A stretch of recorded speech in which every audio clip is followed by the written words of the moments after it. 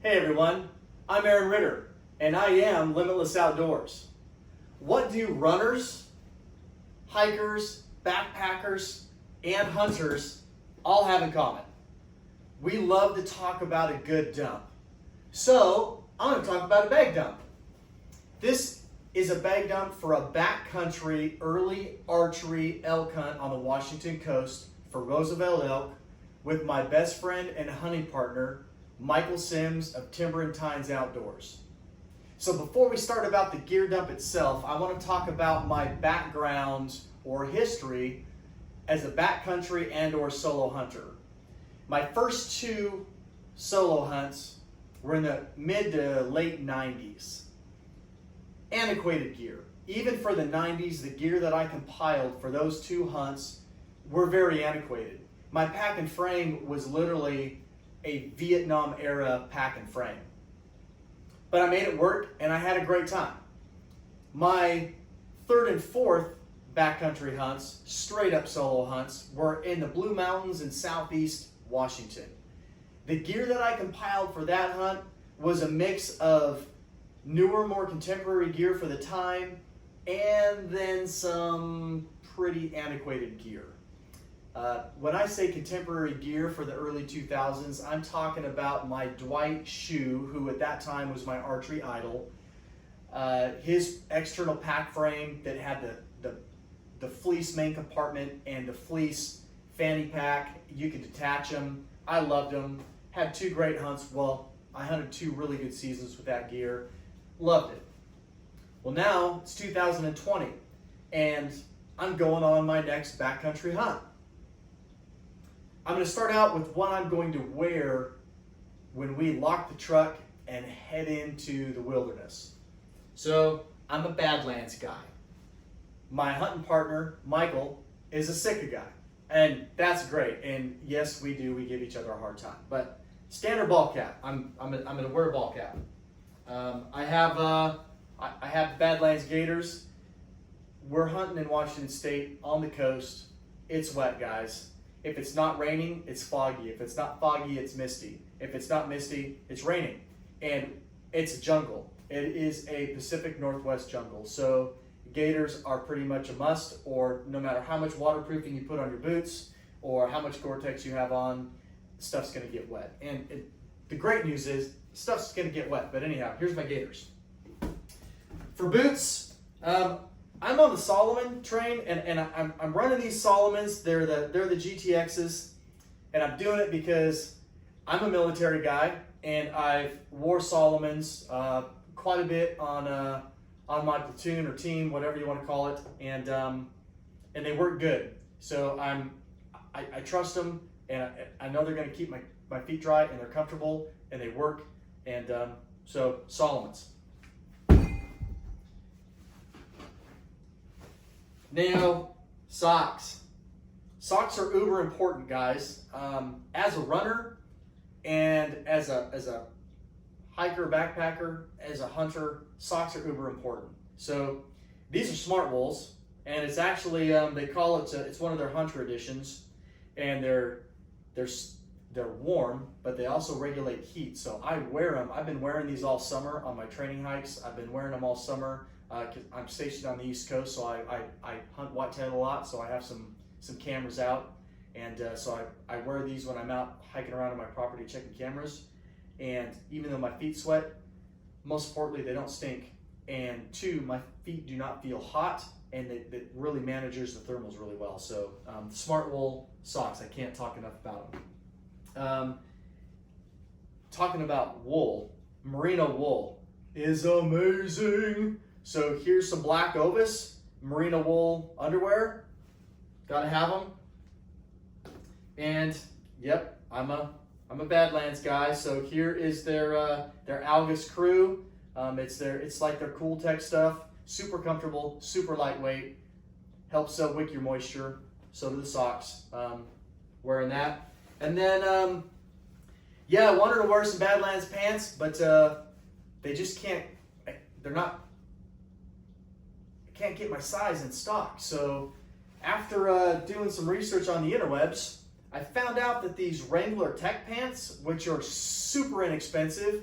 I got these off of Amazon for like $24.99. These things are awesome. I've been wearing them all summer, checking cameras, training hikes with the old backpack, just regular hikes, taking the dog for a run through the woods. I'm wearing these Wranglers. They breathe well, they dry fast, they're a little bit stretchy, movable, stretchy waistband. They're pretty dang true to size, so I'm 6 foot, right on the money, 175 pounds, depending on whether I'm training for a marathon or I'm recovering from a marathon and I'm eating too much pizza and drinking too much beer. But they're pretty true to size, 32, it's right on the money, and it works great. The other thing that I will be wearing potentially all the time, kind of depends on what environments we're really going to be out there. This is the Badlands Vario XR. This thing is money. It's my second season now with this piece of kit, and I love it. There's no clips, there's no Velcro, there's no buttons, and the only zippers are here on the side pouches that I don't even really access on a regular basis. It's magnetic, so there's no noise, there's no sound. So bottom pouch, I have my Vortex Ranger 1800, which more to follow on that. And then in the top pouch, I have my Vortex Diamondback 10x42 HDs. So this thing's money. Super comfortable. They have the Bino Connect system, but unfortunately, it's not in stock. So I'm going with the straps on that. It's going to go right underneath my backpack straps. I've trained with it. It's comfortable. So let's talk about glass really quick. Vortex. Huge fan, guys. It's not the best glass in the world, but the money that you pay for Vortex and the customer service and the warranty that you get from Vortex, it's untouchable. So these glasses, these aren't even their top of the line glasses, and I love them. They work really good. I'm not throwing these on the floor. So next is the Vortex Ranger 1800. So little shout out to Vortex in this video, and I'll make this quick because I don't want it to drag on. I had the Vortex Ranger 1000, 3 seasons on them. It worked great. I replaced the battery about a month ago, and when I power my 1000 up, it wouldn't work right. And at this point, I'm a month away from this archery hunt, so I called them on the phone. They were awesome. They sent me a label. I printed it that day. I put my Vortex 1000 in the mail and shipped it to them. In less than 2 weeks from that phone call, I had a brand new Vortex 1800 sitting on my door. They are 100%. We will fix it or replace it as soon as we possibly can. And if you're going on a big hunt and you're weeks away from it, we're going to bend over backwards to make sure we take care of you. That is why I buy Vortex. And I'm not throwing this one on the ground either. Okay, so also walking in and through the entire hunt, my Garmin InReach. This is the Explorer, and my hunting partner Michael turned me onto this. This is a great piece of kit too, guys. If you're not aware of the technology in this and the capability of it, it's great mapping, and you can subscribe for a year-long or a month-by-month service to where you can text folks back home, and you can also connect unit to unit. So Michael and I will be connected if we get separated or choose to hunt in different locations. And I can also, I can text loved ones back home whenever I want to with this. It's great. I'm not going to throw this on the floor either. All right, so also, we'll just cover this now because it's sitting out. Phelps. Yeah, I'm a Washington boy. Phelps is Washington boy. He makes amazing calls. Up until this year, guys, I was crap at diaphragms. And I love hunting turkeys, and I am crap at diaphragms. Going into this elk hunt, I did buy a Carlton reed call, and I was bugling with it. It wasn't producing the sounds and the tones that I really, really wanted. So I went out on a limb, and I ordered a Phelps tube and a bunch of diaphragms.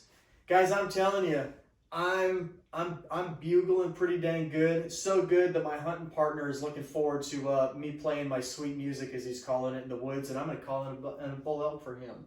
But Phelps game calls, I can't talk enough about it.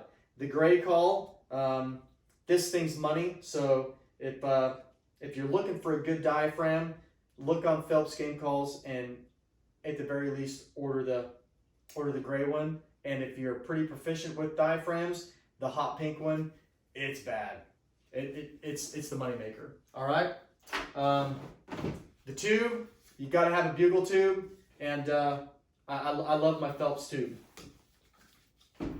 We'll talk about this after a bit. Then also, I got a Phelps reed call, so I can make cow sounds with all those diaphragm calls.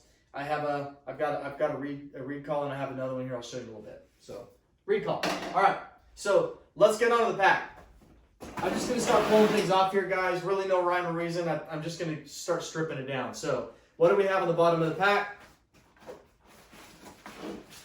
When you're out walking around all day, guys, you're gonna take breaks, right? So, and in camp at night, you're gonna take breaks. So here is my Thermarest Z seat. This thing is small, it's super lightweight, and if nothing else, it's gonna keep my butt dry when I go to sit down and take a break and have that late morning snack and hot beverage, whether it's a Mountain Ops or a Black Rifle coffee or just some hot water.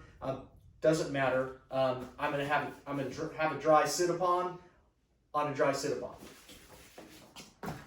What do you need when you're hanging around camp in the evening? Whether you have one or two legs, it doesn't matter. A guy's got to put his feet or foot in something other than a Solomon boot. So Crocs for camp, guys. I'm going to carry those too. I got a release. It goes in this pocket here when I'm either when we're initially walking in the day before opening season, or if it's my time period to be the caller rather than the shooter, then my release goes in that front pocket. Next outside pocket. This is another Phelps call. This one's called the Slimer. I'm gonna be honest with you guys. I did my first call order with Phelps, and I went through his call section and I picked out my calls, and I was really happy. And when I received the calls, I went back on the website to send Jason and Dirk Durham a message, and for some reason I clicked the wrong button, and this reed call popped up, and it's neon green, and it's called the Slimer, and I thought about Ghostbusters, and I was an 80s kid, so yeah, I did. It was kind of like that one in the morning home shopping network scenario where I ended up buying another reed call, but we can't have too many calls, right? So yeah, here's the Slimer. It goes here in this little pouch, and then something that you can never have enough of, because if you're not playing the wind when you're hunting, especially when you're stalking out, is wind indicator. So my wind indicator goes in this pocket too. So that's on my belt. Then also on the belt, I've got a little S-beaner down here that I can use to clip into my D-loop. So if I'm standing for a hot minute and I want to get that bow out of my hand, I can clip that D-loop into that S-beaner and have both hands free. All right, let's move forward. Now, like I said, I've done some hiking, and I've done some backpacking, and I've done some solo hunting. And I've watched people with sticks. And honestly, I've made fun of people with sticks. But after watching a lot of videos, and videos I have watched, let's talk about, I brought up Dwight Schrute. Dwight Schrute, growing up, he was my archery idol. And there were a number of them out there. Dwight Schrute was the man for me. And right now, there's some great dudes out there that are throwing out some great videos. Born and Raised Outdoors, Hush, Corey Jacobson with Elk 101, Angry Spike Productions. I dig them all, and most of the guys that you see packing elk out right now, they're using sticks. So these aren't expensive. These are carbon camo fire sticks that I got on sale, and I've been using them. Man, I tell you, when I get more into the pack, and I took this baby out for its maiden voyage and threw 75 pounds of supplemental feed for the property. I kind of manage a deer herd out here. I grabbed the sticks. I wanted to give them a run too, and I got to tell you, all these things made me feel like I wanted more weight on my back. Game changer. So if you're not using sticks on your backcountry elk hunts, I got to tell you, you're wrong. Grab some sticks. All right, so next pocket. Let's talk about hydration. Hydration is uber important, right? So in all of my backpacking and previous backcountry or solo hunting experience and military experience, I've been exposed to and I've used numerous different systems.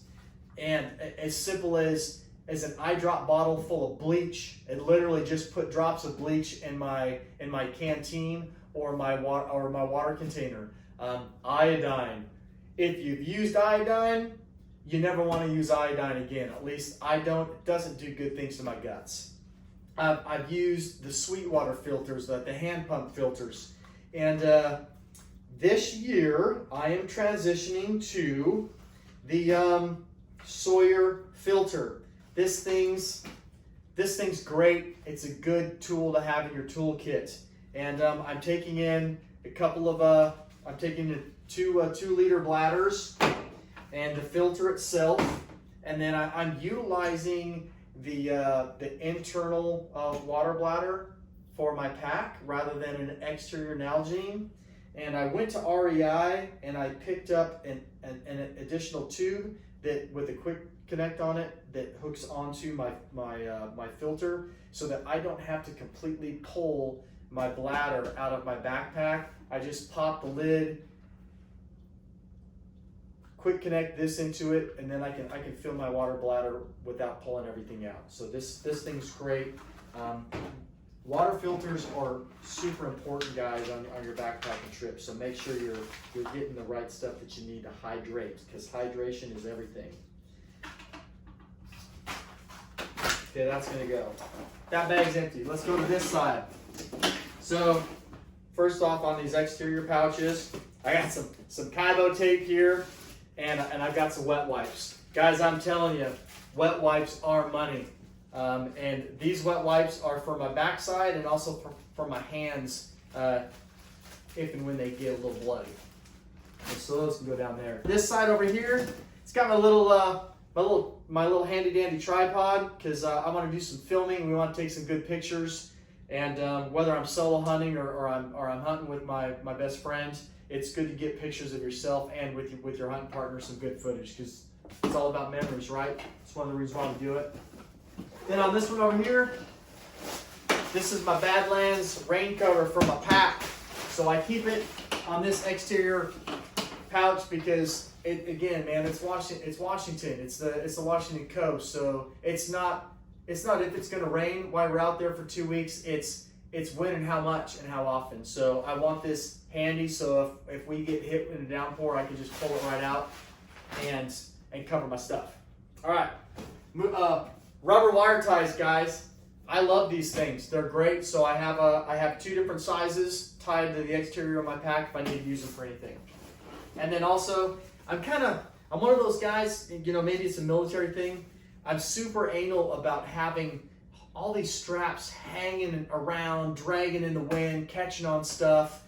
It's just, you always say, if you can't be good at it, look good at it. So at least try to look good at it. And one way to do that is by trying to retain all of your straps. All right, next pocket. Next pocket has got my neck gaiter, and we don't know how cold it's going to get right now. It's averaging 50s and 60s out there, so that's not cold. But you never know. I mean, it's elk hunting. And it is Washington, and sometimes the temperatures decide to drop. Even it's for a storm rolling in. So I've got my nice my neck gaiter. Potentially, kind of use it to pull it up over your face if we get into some skeeters. It might protect us a little bit from that, but most likely they're just going to bite right through it. But I'll try. I've got some lights in here, and I've got my Anchor 20,000 milliamp power source. This thing will keep my phone. It's going to keep my my Garmin, my cameras. It's going to keep me charged for a couple of days. So this is in there. This little guy right here is my M-powered light. I'm not going to fold it all the way out, but it's a cylindrical light. It's solar powered, and it's for inside my tent at night. And again, yep, I got a handy dandy, rubber wire ties on there so I can hang it up inside my tent, and I've got a little light inside my tent. And then Outdoor Pro Gear. This is my headlamp, and pretty sure it was Trent at Born and Raised Outdoors turned me onto this headlamp. I ordered it.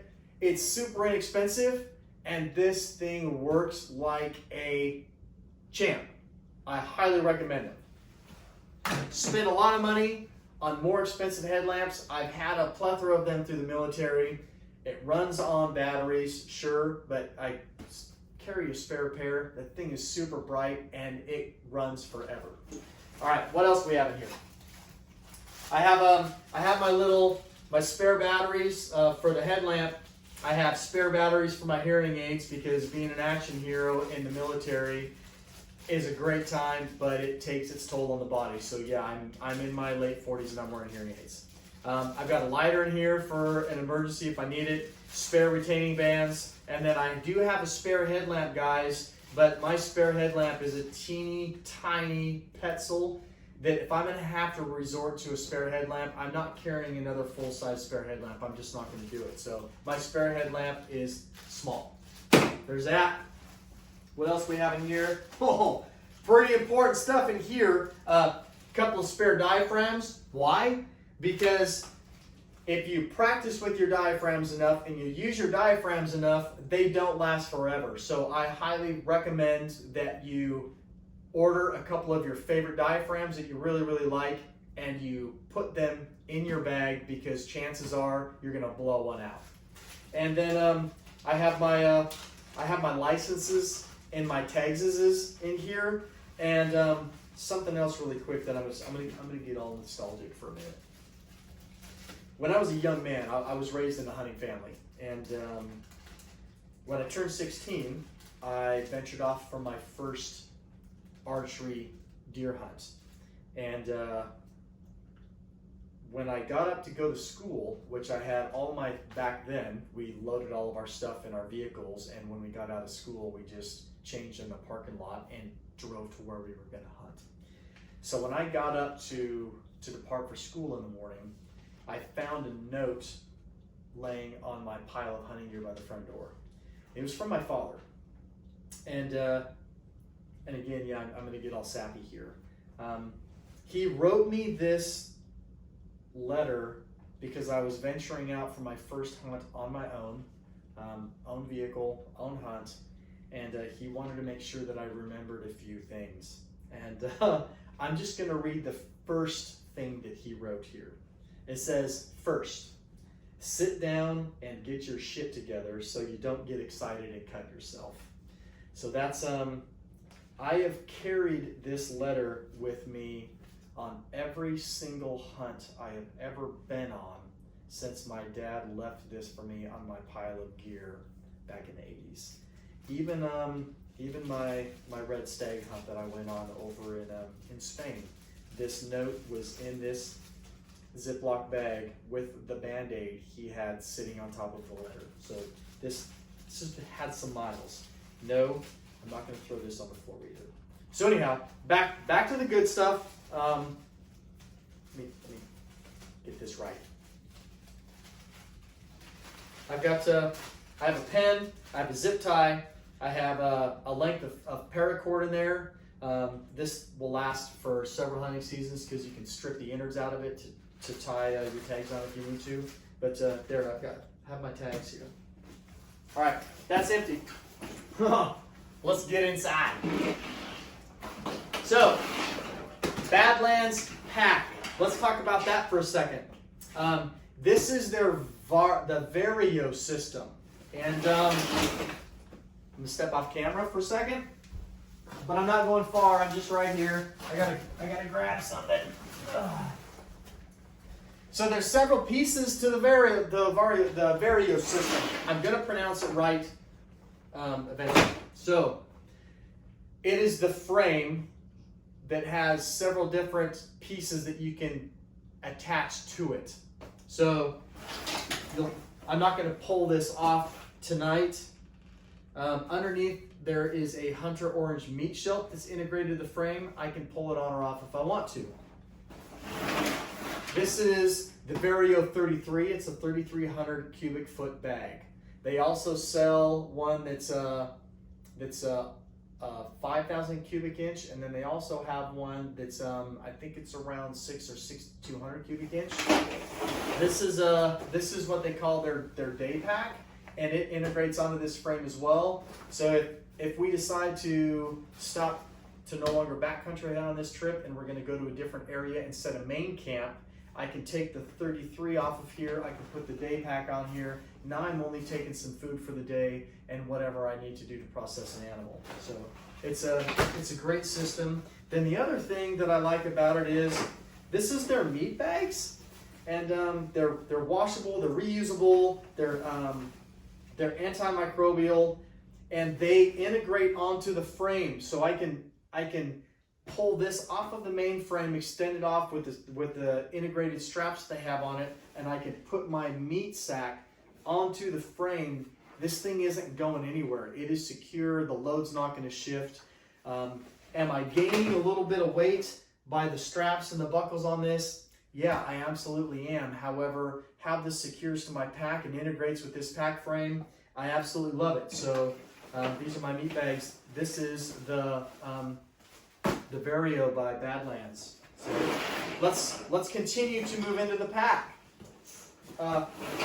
Really quick, I want to film this hunt, so I found a pretty cool shoulder mount on Amazon, and I'm sorry I don't remember the name. It's not even a name brand, but it's a mount for your GoPro. So I'm giving that a shot. I'm going to throw this out there for anybody that hasn't filmed with a camera on a shoulder strap. I highly encourage you to spend a little time shooting with it, because the first time I came to full draw with that camera, that GoPro was pressing right against my left cheek, and it was a little odd at first, but I'm sticking with it so far, and I'm practicing with it so far, and right now it's not affecting me, but it's yet to be determined. So let's go on to the next piece. The first thing in my bag, again, because I'm stressing this a lot, Washington State, a lot of wet weather. The first thing on my bag that I'm accessing is my rain jacket. This right here is the jacket portion of the Cabela's Space Rain system, and this I've had it for a couple of years. I've packed it in and out to tree stands, and it's good stuff, but it's being replaced. Badlands has come out with their bail rain system, as in bailing out your boat, and because I'm a Badlands guy, I'm ditching the Cabela's Space Rain suit, and it's being replaced by the Badlands bail system. I just don't have it yet. It's en route. So rain jacket, that's important. So here's the next piece of controversial kit. This is in my pack because I'm not going to wear it in the day that we pack in, because it's the day before opening season. We're going in the night before. So this is the HECS suit, the HECS suit. What it is, it's a Faraday cage for your body. Faraday cage being that screen looking thing that you see inside the door of your microwave. It keeps our electrical emissions from getting away from the body. So there's three people, in my opinion, in regards to the HECS suit. There's either somebody that has hunted in it and they love it. There's somebody that's seen it and thinks it's snake oil, or there is somebody that's never heard of it. And why do I say that? Because I was a guy that had never heard of it, and then my father introduced me to it because a friend of our family, who the entire family hunts, all of them were wearing it. My dad was recommending that I get one, and I looked it up on the internet, and I said, no way, Dad, I am not spending my money on that suit. I think that is a gimmick. So I went home on leave for Christmas, and what did I have under the Christmas tree? I had a HECS suit underneath the Christmas tree. So, because Southern Maryland, where I'm stationed, we can hunt deer from September to January. I came home from that Christmas leave and put on the hex suit, and I went out and hunted with this thing for a month, and I have never stopped wearing this when I go into the field to hunt big game. So believe it or not, maybe it's a mental thing for me. I have had things happen to me in the last 3 years that had never happened to me in my entire life hunting big game since I was a single digit kid. I love this kit. So it's in my pack because I won't put it on until opening morning. So the hex suit, highly recommend that you guys check it out, research it, give it a shot. You're gonna love it. All right, so now we go to food. I'm a foodie, guys, and spent a little bit of time putting my food together. I'm not going to go into my food bag today because this video would just drag on. But we're planning on going in initially for 3 days, 2 nights. Then we'll go back to the truck, we'll recock everything, and then we're going to go back out and do it again. So 3 days worth of food. Then also in a removable pouch here, if I need to remove it, I have some, well, what I would call Orty tape, but some orange marking tape. I have a tourniquet. So I have a little first aid kit that we'll pull out here in a minute. But man, I'm telling you, if you spend time in the woods, you need to have a tourniquet in your pack or on your body. Yeah, I have metal hanging below my knee, and if we hadn't had something when that happened, if we hadn't had something to make a tourniquet with, I would have died. I would have bled out. So I 100% encourage everybody, whether you're walking a quarter of a mile to a tree stand or you're walking 8 miles in for some type of an elk hunt somewhere or a sheep hunt, you need to have a tourniquet on your body because it's going to save your life. Heaven forbid that scenario is ever presented to you. So got a tourniquet here. I've got a Ziploc bag that has all of my charging cords in it, and inside this Ziploc bag is each cord is in a Ziploc bag, so I don't have to fumble through a tied mess of cords because unfortunately all the electronics that I'm packing along for this hunt, none of them have the same stinking cord or connection, I should say. All right, Nature's Paint. Again, this is a bro thing. I've used face paint on and off throughout my life, civilian and military. I've used several different brands. Some of it just smells bad. Some of it just cakes up, dries, cracks. Nature's Paint is supposed to be really, really good stuff, so we're giving it a shot. And it's got a little mirror on it. So this works for putting on your paint. It also can work for a signaling mirror.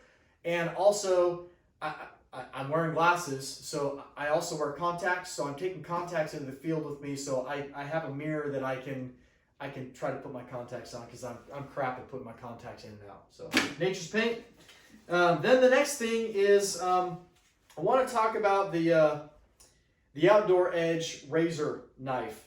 I grew up with a buck knife. I carried a buck knife and a sharpening stone in my pack at all times. And even up until 2 years ago, I switched from a buck knife to a Cabela's Alaskan Skinner, and I carried that with the sharpening stone. My best friend hunting partner, Michael, he initially bought a Havalon and then switched from the Havalon to the Outdoor Edge. And I've hunted with some very avid lifelong whitetail hunters on the eastern shore, and those guys swear by the Outdoor Edge razor knife. They were like me. They hunted fixed blades, and then they switched to Havalon, and then they all went to the Outdoor Edge. And the key with the Outdoor Edge, guys, it's easier to get the blade in and out of this knife, especially when your hands are bloody. It's safer. So and then as far as holding an edge, man, I have not skinned an elk with the Outdoor Edge. My hunting partner last year, he skinned out a spike. But I can tell you that I have processed 4 full-grown whitetail deer on one blade before I felt like I needed to swap a blade out. So I have the knife and I have several blades. So that's what I'm carrying rather than a fixed blade and and sharpening stone. This here. So I talked about Kaibo tape, and I talked about hand wipes, baby wipes. These are dude wipes. 1 second. This is shower in a rag, guys. You know, keeping ourselves clean and scent-free the best that we can certainly helps edge that advantage a little bit. So check out Dude products on the internet, and there's 8 wipes that come in this bag. I plan on using 1 per day, and Michael and I were turkey hunting earlier this last April, and we went down on the Eastern Shore, and we went on a camping trip, and part of it, we were testing out some of our gear for this elk hunt, and we were down there camping and forgot wipes. And the stuff that attaches my leg to my leg, if I don't shower or clean myself at least once a day, it gets rancid. People joke about what Batman might smell like underneath that rubber suit. Well, if I don't clean my leg and I take everything off of my leg, Michael had never been around it, and I sat down on a stump to adjust my leg and pulled everything off. And Michael's behind me, and he's like, "Dude, I think we're sitting on top of something that's dead." It gets pretty bad. So, Dude wipes, they will clean your body. So I highly recommend that you grab some Dude wipes. All right, next thing that's coming out. This is my jet boil. Guys, I've used this in the military, and I've used it as a civilian, and I love this thing. There's smaller and lighter stoves out there. I've used them, Whisper lights, and I have several different stoves in my camping and backpacking box out in the shed. I love the jet boil. The only downfall to the jet boil that I've recognized is I'm a coffee guy, and it doesn't matter how high quality of a stainless steel mug you have, even my Yeti. Once you put coffee in a container, especially a metal container, you're gonna taste coffee. So I'm thinking that I might have to go on this hunting trip without coffee, because I don't want all of my food that I cook in this thing to have a hint of coffee in it. So that's the only downfall that I have to the jet boil, because I'm not bringing anything else to cook my coffee with. So the jet boil, love them. Not throwing that on the ground either. All right, what's next? Some more food. So this food bag is breakfast through to dinner. Then for dinner, you know, standard Mountain House guys, some Backpackers Pantry. There's several different brands. I've ordered another brand that I'm going to try from REI. Then I'm also this is coming from the Born and Raised dudes. Taking a bag of Idaho Spuds with me out when we go out. I have more for the truck to replenish. If you get too much water in your Mountain House, or if you're still hungry, or you just want to fill your belly a little bit more, or you want something hot, Instant Spuds, it's a great idea. I love it. So next thing, let's talk about a shelter. Guys, I have slept in self-made lean-tos in the mountains of Maine with snow on the ground. I've slept in a depression in the dirt, more or less a foxhole. I've slept in just underneath a tree. I've slept in a hammock. I've slept in a bivy sack on the ground. I've slept in great big canvas tents. I've slept in blue tarp rooms that we built as tents as a kid or growing up hunting. I think I said hammocks. And I've slept in military issue shelters. I'm a huge Big Agnes fan now. You're not going to see it very well. This is the Copper Spur HVUL2, UL being ultralight.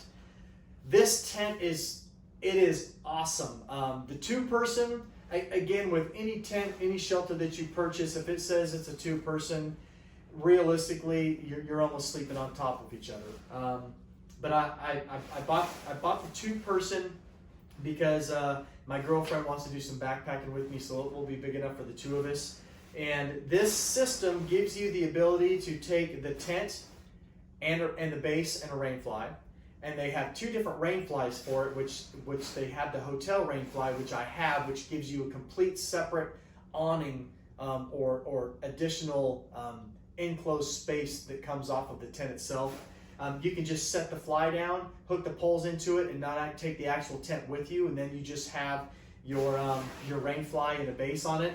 You don't really lose a lot of weight doing that. And for this hunt, I consider doing that, but because we are anticipating it to be so wet, I really want to be able to, at the end of the day, crawl into a secure enclosed space and not have the elements blowing in from the base of my tent. So the Big Agnes Copper Spur HVUL2.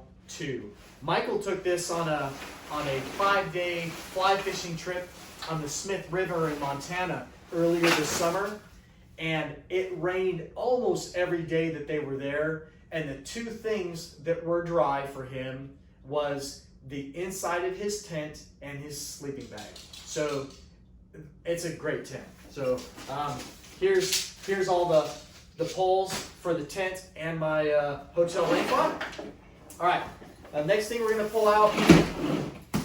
If you notice, my tent was just shoved in the bag.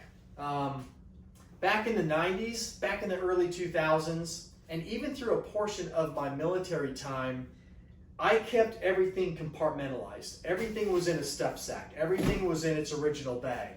And it was organized, and it was easy for me to find and work with inside the bag. So much wasted space.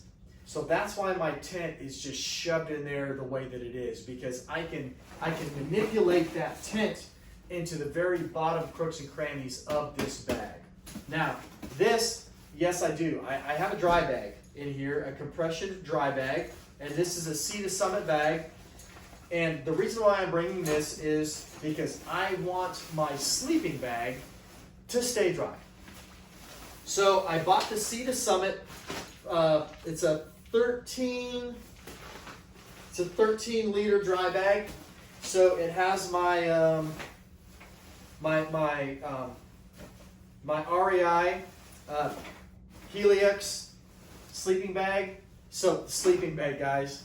I was going to go on this trip with my military issued Kelty, the lightweight portion of my Kelty sleep system. And the thing's huge. It's bulky. It is a 30-degree rated bag, but the thing weighs almost 4 pounds, just the sleeping bag itself.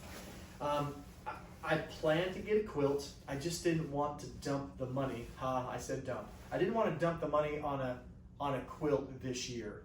I was walking through REI. I saw this sleeping bag. It's an ultra light, super compactable, 40-degree mummy bag with the REI warranty, and it was very inexpensive. So I bought it.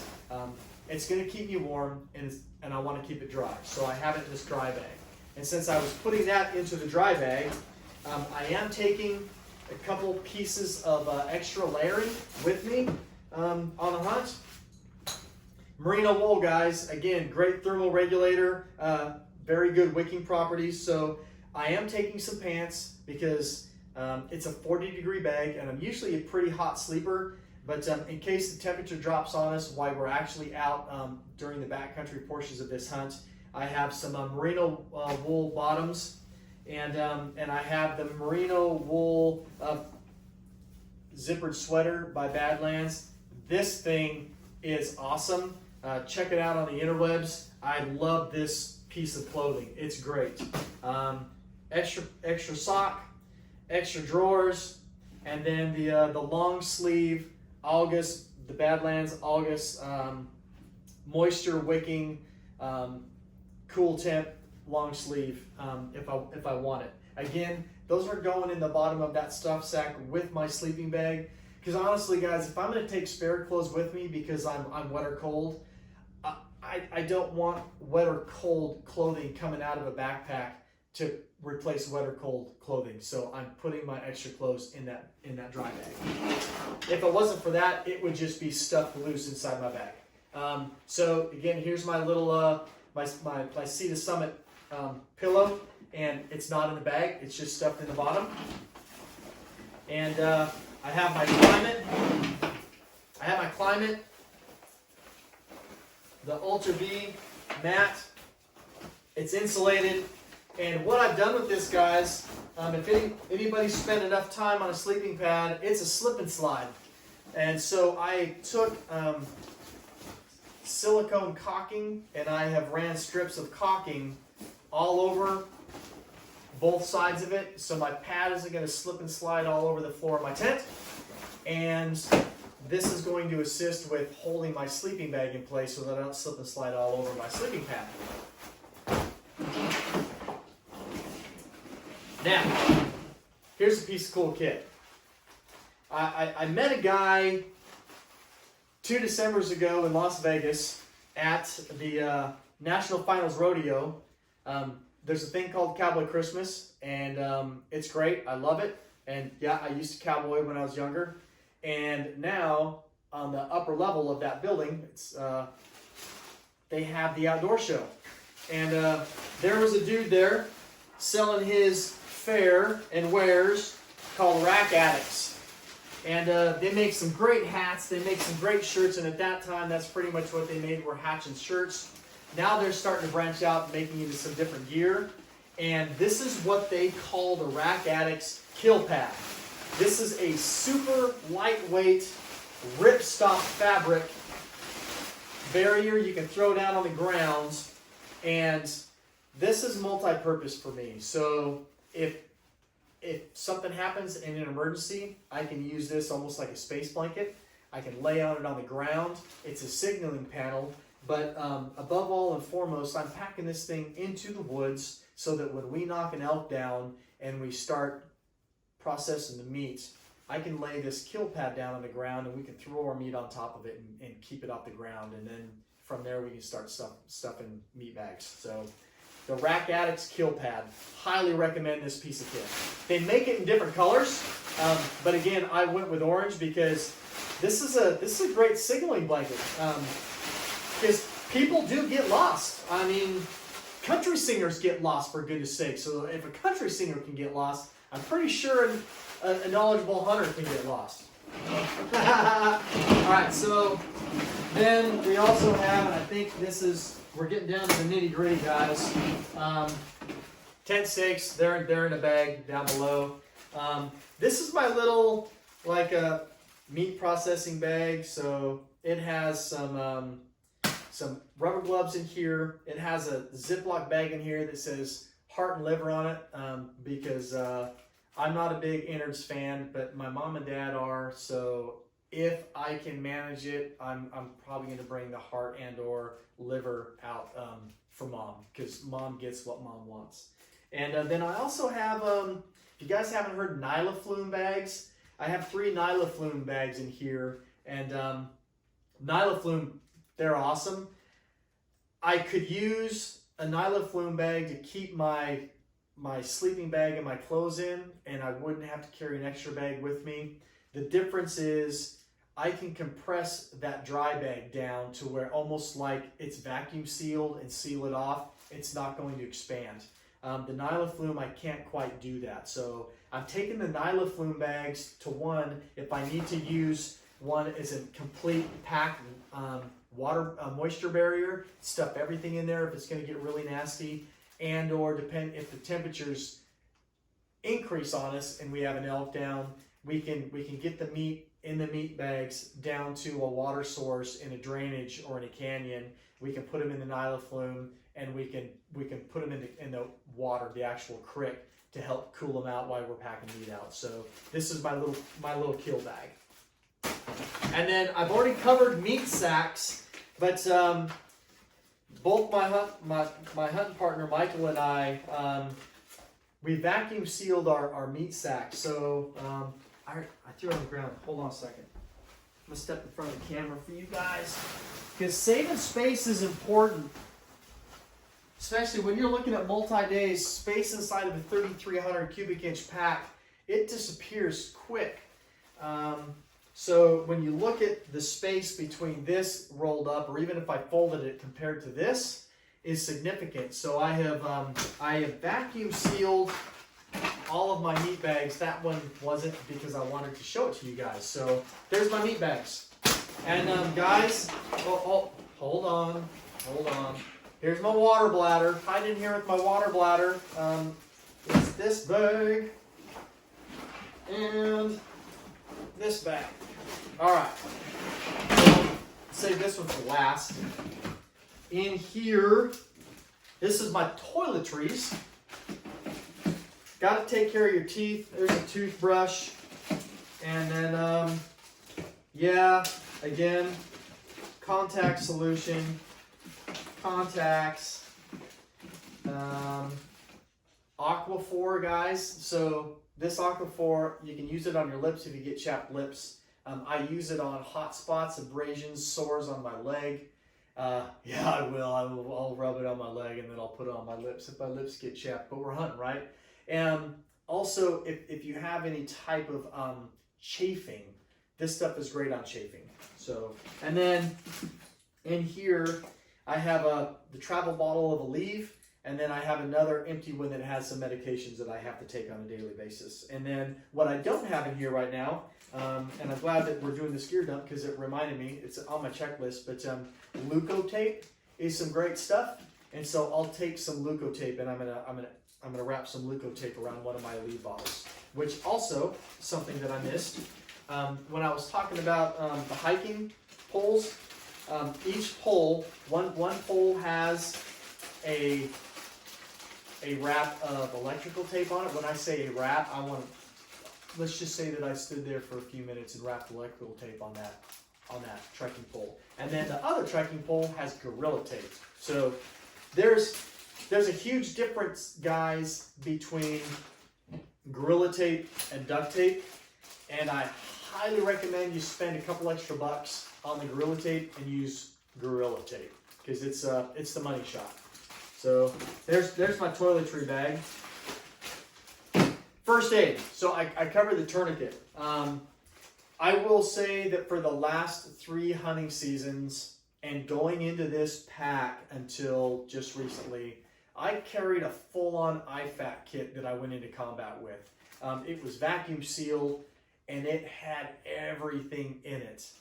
And I just thought that I wanted to have something with me to fix anything that might happen when I was out in the field. But it took up space and it was pretty heavy. And when I really started looking at everything that was in the IFAK, and I'm not going to say that you shouldn't carry one because you could absolutely save somebody's life with an IFAK kit if you have one. But I stripped it down and I took out some stuff that I thought that if we have any type of a emergency out there elk hunting, that this little Ziploc baggie full of gear will save a life. So I have my tourniquet, and my tourniquet's placed inside my pack, but I don't have to dig for it. It's on the very top in a pouch that I know right where it's at, so I can get to it really quick. I have a couple of different size Band-Aids. I have some combat gauze. So this is like gauze with quick clot in it. If you don't know how to use this and you've never been trained on quick clot or combat gauze, then please don't use it. But I have it, so I'm packing it.